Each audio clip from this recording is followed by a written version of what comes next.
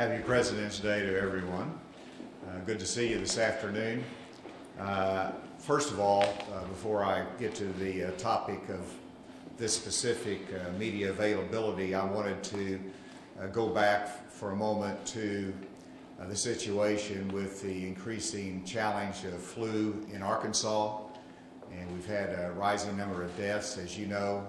It continues to be a great concern.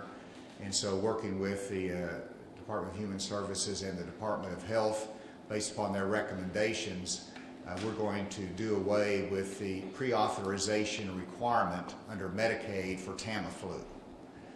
This will hopefully speed up the process, make sure that there's not any challenges or glitches in getting Tamiflu to those under the Medicaid program that are in need of that, and hopefully this will add to the alleviation of the flu season and bring a closer into it or quicker into it very soon. And now let me come back to the fiscal session that is ongoing, as well as the question about whether there is any need for a special session. And as I mentioned in my State of the State address at the beginning of the fiscal session, I talked about the very important need, urgent need to find a remedy for our pharmacists that are receiving inadequate reimbursement for their prescriptions. And this is a real problem simply because our local pharmacists, our independent pharmacists, are an integral and critical part of our healthcare system in Arkansas. We're a rural state, independent, local pharmacists are very important. If they're not getting reimbursed at the proper rate, then and they go out of business, that's a problem for our state. The most obvious solution to this, as I've mentioned, is a market-based solution that we're getting closer to resolving. I know that the carriers, as well as the PBMs, as well as the pharmacists, have worked together trying to alleviate this challenge and to raise the reimbursement rates. That's an ongoing process, but I think they're very close to having some beneficial results from that. That is the quickest remedy, and I urge them to continue in that discussion.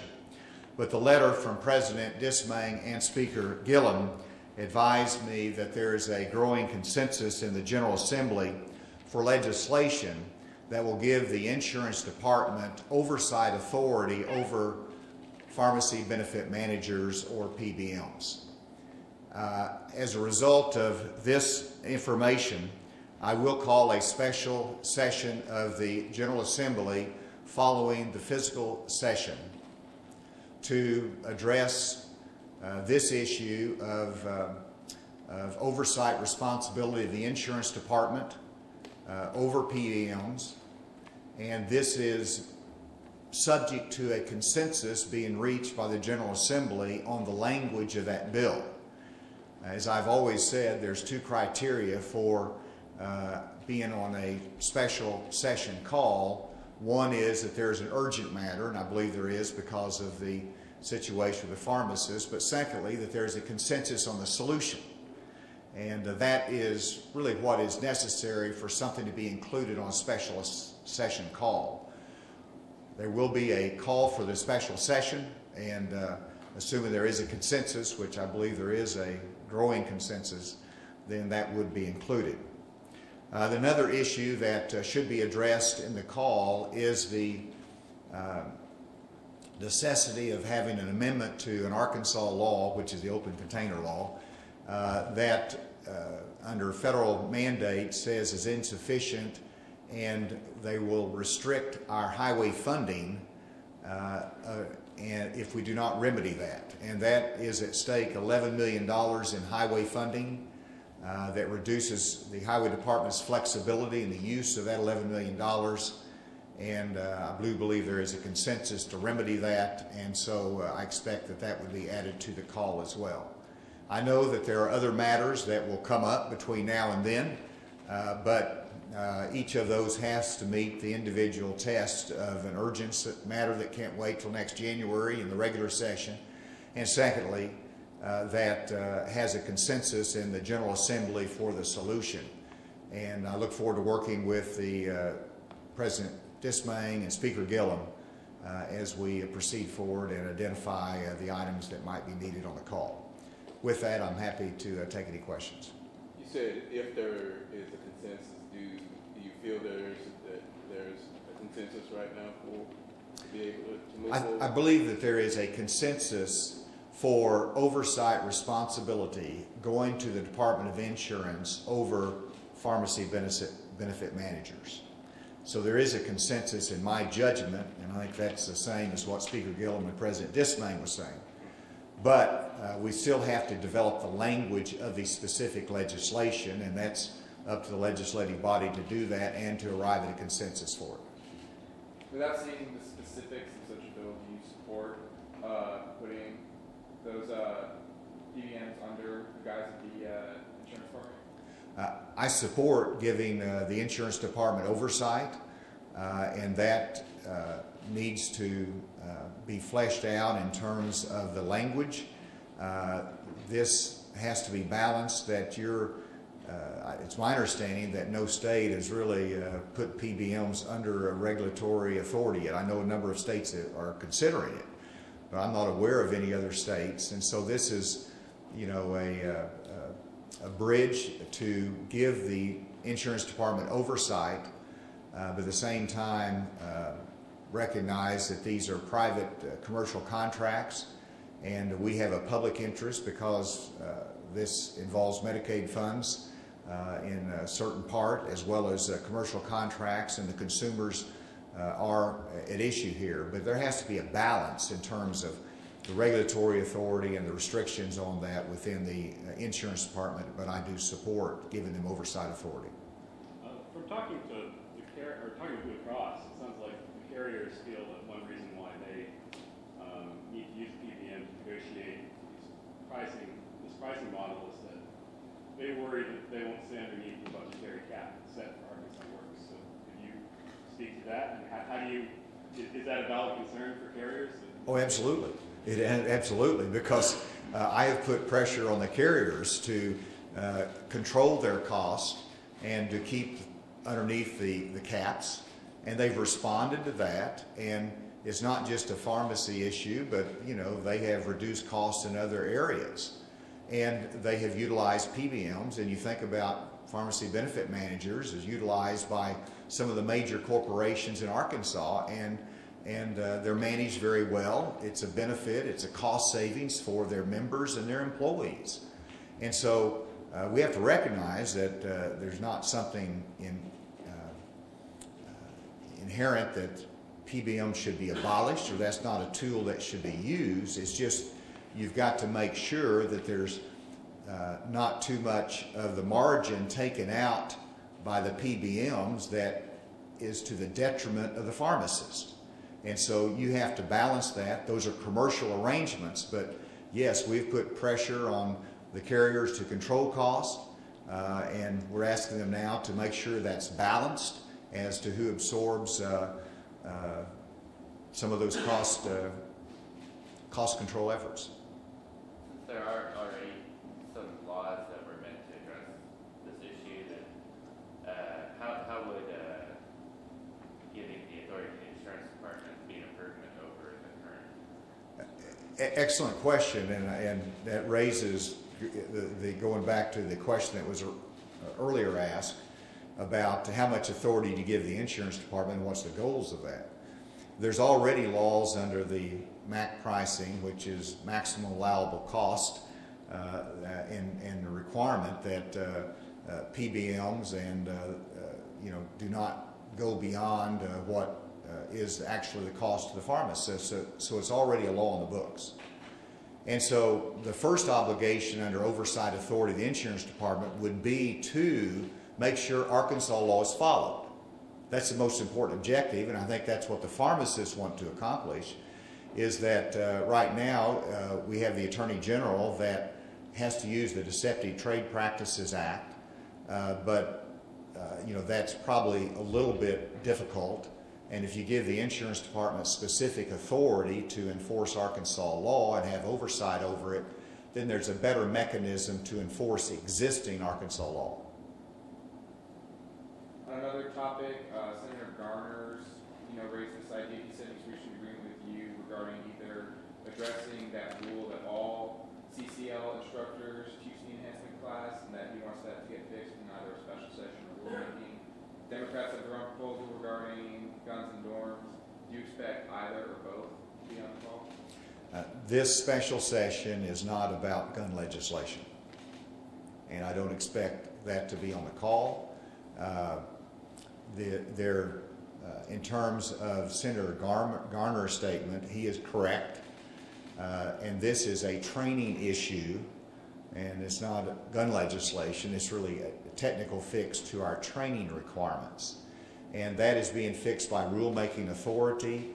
I'll have additional conversation with Senator Garner as to whether there's any need to look beyond that, but I hope he'll agree that the rulemaking authority solves that problem at least until January when we have a regular session. Did Democrats get their concerns fixed with rulemaking? Well, I mean, you have, if they got 2/3 of the legislature together on a solution, then that's a fair consideration. I think you'd have a hard time getting 2/3 together on legislation involving enhanced carry. Any changes to it right now? Are you concerned about this special session, the time mechanism, how long it lasts? You want to, sometimes we get long here. Yeah, sometimes we get long. Yeah. We've been able to, and I applaud the General Assembly for it, to have very efficient special sessions. Generally it's 3 to 4 days.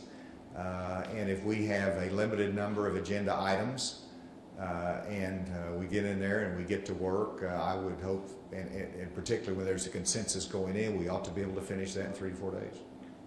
Is the plan for it to begin immediately after the fiscal session? I said shortly after the fiscal session. I want to actually set that time frame after speaking with the leadership, but it's envisioned to have it shortly after the fiscal session because everybody's here, they're working, they're ready to complete the job, and so I would expect it to be shortly after. If the fiscal session ends without Medicaid appropriation that includes Arkansas Works passing, then could it be delayed until after the special elections in May? Let me emphasize the point that I expect the fiscal session to be concluded with all appropriation bills passed before we go into any special session.